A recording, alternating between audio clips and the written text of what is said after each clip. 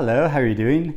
I have been working really hard recently and I feel quite tired and worn out, and I just like a night out to unwind, and I feel very lucky and privileged to have been invited to the awards ceremony for this year's Rathbones Folio Prize. So I thought it would be fun to take you along with me and do a little vlog, and we can discover who wins this year's award together. And speaking of awards, I have behind me this rather fabulous picture of Faye Dunaway the morning after she won the Oscar for Best Actress, and she's just so over it. And so hopefully one of these authors will be feeling that tomorrow, because these are the 8 books that are shortlisted for this year's award, and it's a really interesting group of books, especially because it includes The Promise by Damon Galgut, which won last year's Booker Prize, and this award was partially set up as a kind of alternative to the Booker Prize. So it's kind of funny that it's ended up that Booker Prize winner is ended up in the shortlist, although maybe they've just shortlisted him so they can pick another book and say like, oh no, actually we think this other book is just a bit better than your Booker Prize winning book. So maybe they're doing it that way. But actually I really understand how difficult it is to list for an award a book that's just won the Booker Prize, because in the year that Marlon James won the Booker Prize, I judged another book prize, and which Marlon James was listed for, and we chose it as our winner because it's such an amazing novel. But at the same time it was like, but this just won the Booker Prize, so what does it really need it? Yeah, all of those questions. So yeah, it'll be interesting to see if Damon Galgut wins. And I have only read 4 out of these 8 books, so I'm not going to do any big in-depth literary critique on all of them. This evening is all about fun. I'll put links below to my full reviews of the books that I've read if you want to hear my thoughts about them. But yeah, overall, like just looking at this group, the one the 2 probably I'd really like to see win is Assembly or Small Things Like These, just because I feel like these books are so worthy of attention. And for like Assembly and Small Things Like These, I don't think they've like qualified for the Women's Prize for Fiction because they're so short. So yeah, it'd be really wonderful to see them get this award. And then there's also China Room by Sunjeev Sahota, which was longlisted for last year's Booker Prize and which I really loved. I wish it had been shortlisted as well. And yeah, out of the remaining books, I mean, there's The Magician by Colm Toibin, which I've been wanting to read. I feel a bit ashamed I've not read it yet. I really want to get to it. That's going to be like one of my treat books to read when I get to.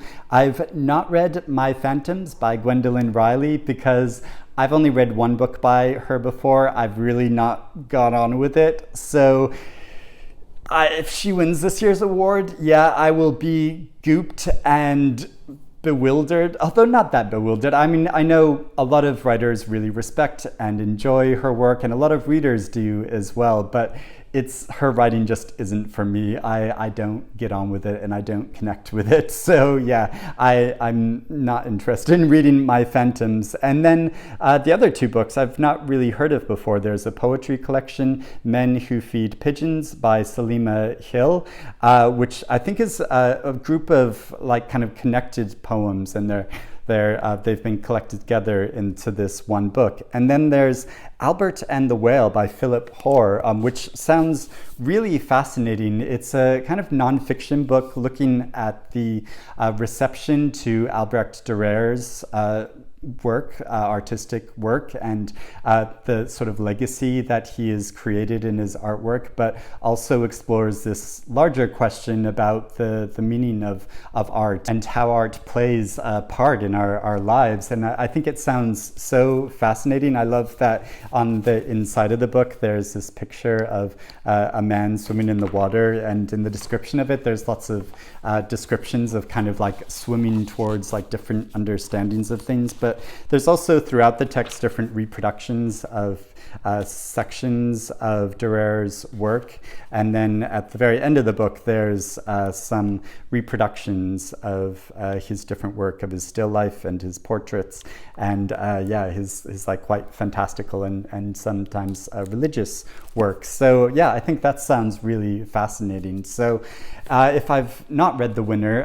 then yeah, I will hope to get some time to read it over the next few months, although not if it's Gwendoline Riley, really. But yeah, it'll be really exciting to see which of these authors wins. So let's go along to the award ceremony, and and I will be meeting a surprise guest, another booktuber, and so yeah, you can see who that is, and we'll just have a good time.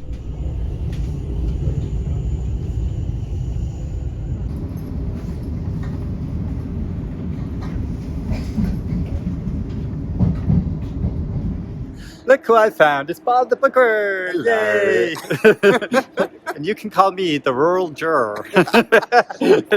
That's a 30 Rock reference for those who are like, what are you talking about? So we are here at the Rathbones Folio Prize 2022 and about to go, and we're at the British Library, the heart of British literary culture. So sorry, I don't know why I'm being so silly. And we're going to go in and get a glass of wine and talk a bit more about the shortlist.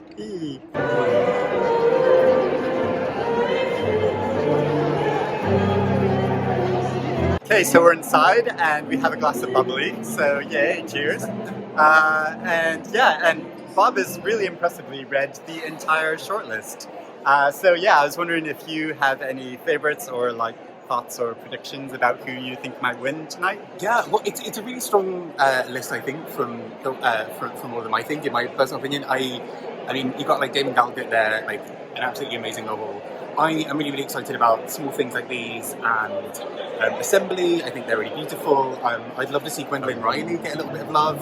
I kind of just love them all. I think my personal, I think maybe Assembly, just because I think it's one of those books that's kind of been sort of skirting around a few shortlists and hasn't quite won things. But I think it deserves a win. But I mean, any of them really, like China Room, it's beautiful. Yeah. And, like The Magician by Colm, which I love. I know, yeah, I'm so excited to read that still, and just like I haven't got around to it for some reason, because there's millions of books. But yeah. Now, do you think it would be exciting or disappointing if Damon Galgut won the Booker as well as? I don't think anyone's done the double on that. I don't think they have. Yeah, not that I can think of. So yeah. No, it's a strong set. But how about you? Who are you rooting? Yeah, I think either Assembly or Small Things Like These. That would just be.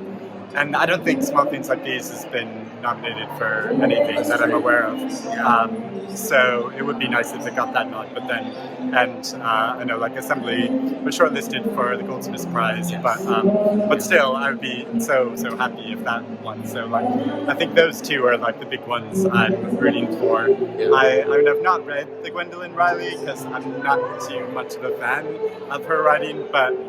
I know lots of people do love her work and really connect to it. It's just I don't. So there we go. It's going to be a curveball now, isn't it? After all this, it's going to be Albert and the Whale, and we'll be like, yeah. But at least you'll have read that, and you'll have had like an opinion about it. So that would be good. But yeah, okay. Well, we're going to go mingle and then see who wins the award.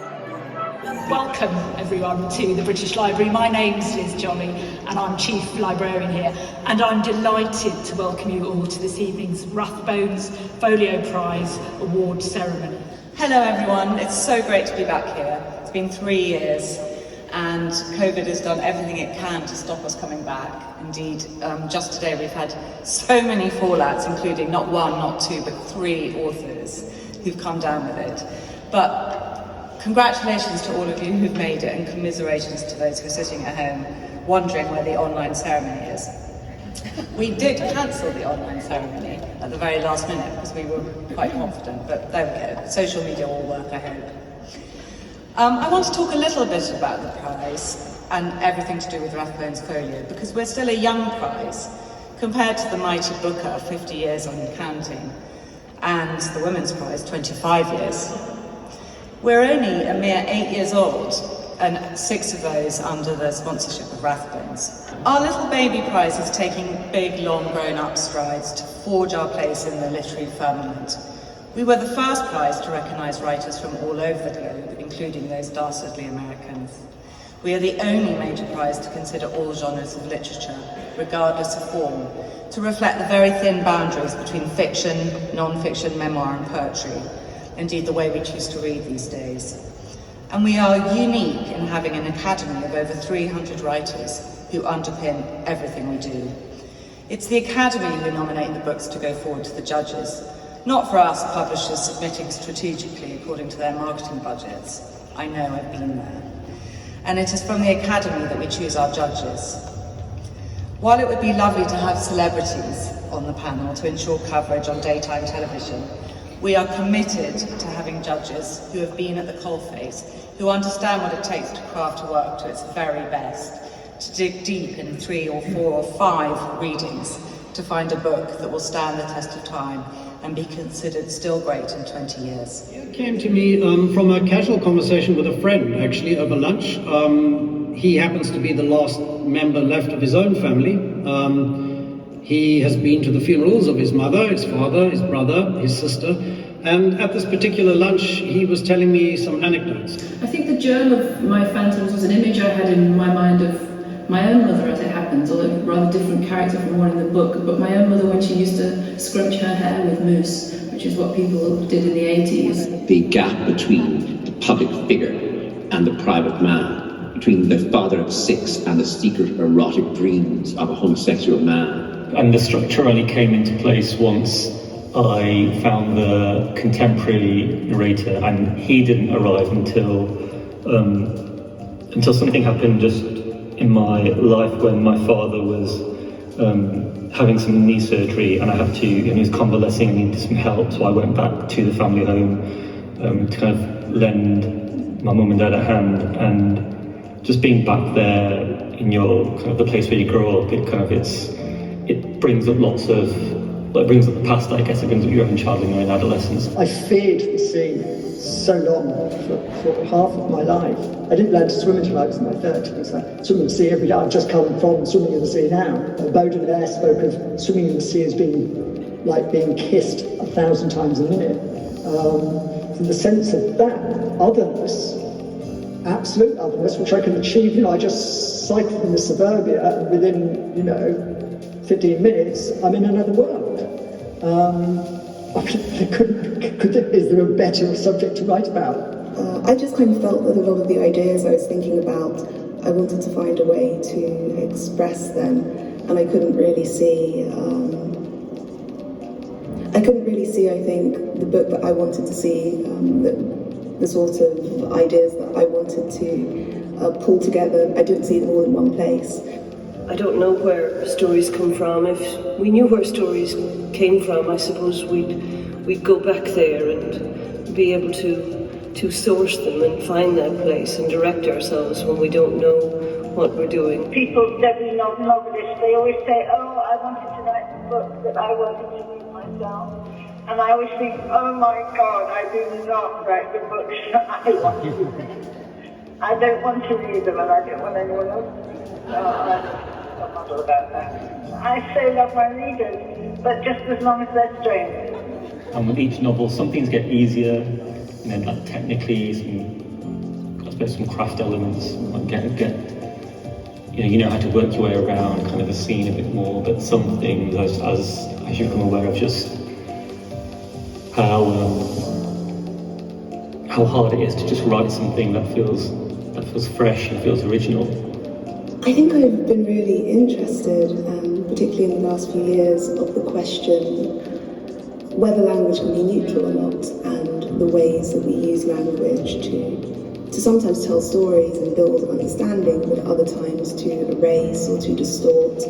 Spending your life making up stories about people who didn't actually exist is a pretty perverse way to pass the time. So I think you'd have to be either a little crazy or certainly very, very passionate about the activity. I mean, I think both probably apply in my case.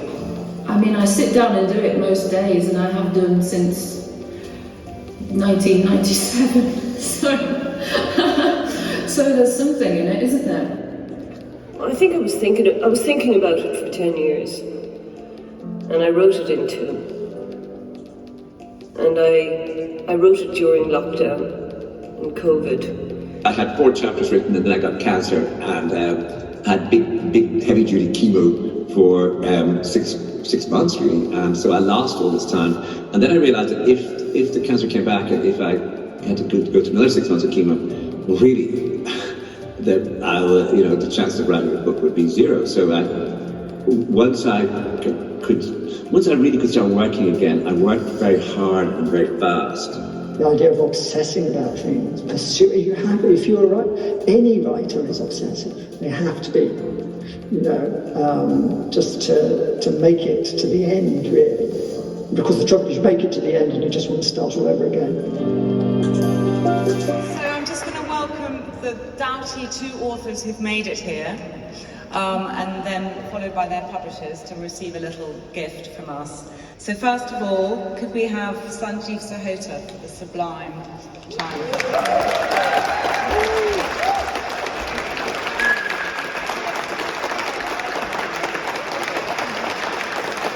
And Philip Hoare for Albert and Hoare.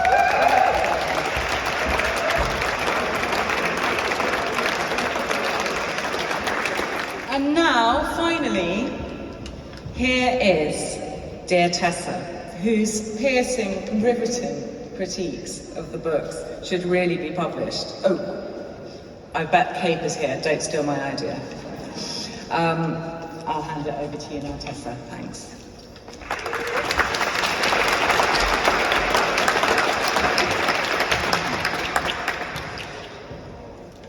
Hello, everybody. It really has been such a pleasure judging this prize. Judging a book prize is a strange kind of work. Reading, whether it's novels, non-fiction or poetry, ought to always be associated with pleasure. And there are moments of anxiety when those boxes of books begin to arrive. We did read 80 books. That the pure pleasure of reading was about to turn into hard slog. But it never did, or only for moments now and then. A few books got thrown across rooms, metaphorically at least. But anyway, it was worth it. And this is partly because there were enough good books among those 80 to fill us with joy. Partly because my fellow judges, Will Atkins and Rachel Long, were so good to work with, our literary sympathies in tune. Partly because Minna Fry and Andrew Kidd, who administrate the prize, were so supportive and encouraging and friendly, and Minna made scrambled eggs for us. And partly because the Rathbones Folio is such a lovely prize. That initial list of 80 is chosen by writers and critics, members of the Folio Academy, and the prize is founded upon a determination to take the whole business of writing, the beauty of it, and the importance of it, and the art of it, very seriously indeed. And thanks to Paul Stockman of Rathbones for making the whole prize and the whole seriousness possible with his generous sponsorship. Taking writing seriously, of course, doesn't mean that the writing has to be serious in the sense of solemn. Far from it. I think that all the 8 books on our shortlist are funny in their different ways, or at the very least, they are ripe with irony, unsettling and scorching, turning the world upside down. The reason we writers are willing to take on the work of judging a prize is for power, really. For 1 year, at least, we have the power to advocate, among all these books, for the ones which really seem to us to open up the art of writing into new visions, caught in words on the page for the first time. If you love good writing, then the quality and rarity of the best writers' achievement seems almost a moral thing. Perhaps it's ridiculous that we can actually feel outraged reading something sloppy or hysterical or inconsequential or silly or broken-backed. And then, what relief, what pleasure when you open the next book and from the very first page the work rings true, the sentences surprise, the intelligence and quality of perception stops us in our tracks. So, after long meetings where we fiercely debated everything from form to imaginative openness to sentence structure, we chose our excellent long list of 20. And God, there were some good books on that we had to let go. And then by sheer attrition, we whittled down that 20 books to our final 8. And each of us 3 judges had some heartbreak over something beloved which had to be left behind. And so we ended up with this remarkable shortlist with all its range in tone and subject matter. From the economy and contained violence of Natasha Brown's Assembly, through the exuberant, brilliant, terrible satire of Damon Galgut's The Promise, to the exact, offhand, delicious ironies of Selima Hill's collection of poems, and to Philip Hoare's magical journeys tangling together art and nature so tenderly in Albert and the Whale. In Claire Keegan's Small Things Like These, the detail of ordinary life is transformed into mystery as a man surpasses himself in one good deed, risking everything. In Gwendoline Riley's My Phantoms, the miracle is in the conjuring of her characters onto the page, alive with such complexity. In Sunjeev Sahota's China Room, 2 stories are woven together in his narrative of great beauty and drama. And in Colm Toibin's The Magician, the life of the novelist Thomas Mann, imagined in exquisite intimacy, comes to express the whole blood-soaked first half of the 20th century in Europe. Any one of this 8 could have been a winner. They're all weighty books, full of force, yet they fly with no visible effort. They're superbly achieved and assured. But we had to choose. And in our final discussion, as we talked through each book so carefully, we heard ourselves converge on one, circling round it again and again. We left it finally till last, because about halfway through the meeting, I think we knew what was coming. I had loved this writer's work for years, but the other 2 had found it freshly. They hadn't read him before. Rachel said she'd stayed up till 4 in the morning, unable to put the book down. I didn't lead on this, I hung back. But it made me very happy when Rachel and Will found in this writing what I have always found: the musicality of its distinctive style, its uncanny penetration of the depths and sensations of experience, its ambitious grasp of a grand historical scale, but rooted always in the dark of its character's subjectivity. We decided, and after all that discussion with remarkable unanimity, to give the 2002 Rathbones Folio Prize to a portrait of a great and subtle writer by a great and subtle writer, Colm Toibin's The Magician.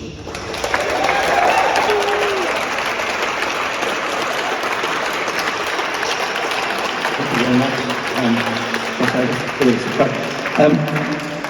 I would really like to thank you very much for this. The book began tentatively because I loved these novels of Thomas Mann that I read when I was in my late teens, early 20s, and I thought they were written out of certainty, that they were a sort of manifestation of power, that they were entitled, that he was entitled to write them.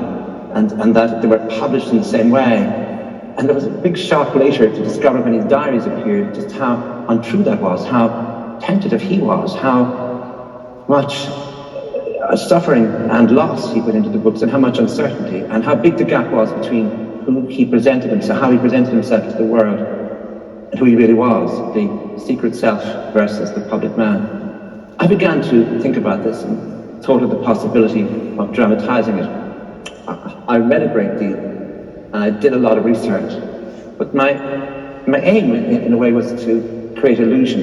It was not to analyze the material or indeed, write it again. The story has been told by biographers, but to actually create an illusion. So the idea would be that the reader would be in Thomas Mann's mind and would be in the privacy of his mind, a privacy that was deeply disturbed by the First World War, by the rise of Hitler, by the Munich Revolution, by the Second World War, and by the Cold War. These things coming in as a great surprise to him, as the sort of disruption of this apolitical man, this private person, by these large events, so that in the end he had to deal with it. So that, in a way, the theme of the novel is about intimacy and privacy, but about the disturbance of these by the large things that happened. As I mentioned in the earlier thing, my own book was disrupted by a private event, which was that I had to take an awful lot of chemotherapy, which wasn't good for me at all, and certainly doesn't help you write a novel. And so when I went back to the book, I went back with speed and determination and a sort of anxiety, which meant that the manuscript that I presented was unwieldy and needed work. And so I'm extremely grateful to Mary Mount, my editor at Penguin, for the work she put into this book, for the calm and deliberate way she handled something that wasn't itself calm or deliberate. And I also want to thank Catherine Stroud, my publicist, and I want to thank Peter Strauss, my agent, who oversaw all this, the chemo and the attempt to finish this book before I would have to go back in for more chemo, which thankfully I didn't have to do in the end. And I'm extremely grateful to the judges for this. This matters because it's a writer's prize, the Rathbones Folio Prize. It's a writer's prize. It's not just given to writers, but it's decided by writers. And obviously that means a great deal to me. And so I'm really happy with this. It was a very long journey, and it was filled with, in the end, with sort of a mixture of anxiety and absolute, I had to get this done. And as the writers know, we all work tentatively. We work out of shadows.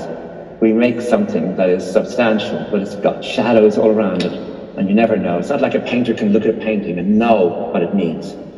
As writers, you're always working with effort to be tactful, but you're always working tentatively. And so it means an awful lot to me. It really does that this book has been recognized, that the work I did and the effort to create these illusions seems to have mattered, and that's just wonderful. And thank you very much, everybody. To accept the prize on behalf of Colm, is the aforementioned and wonderful Mary Mount.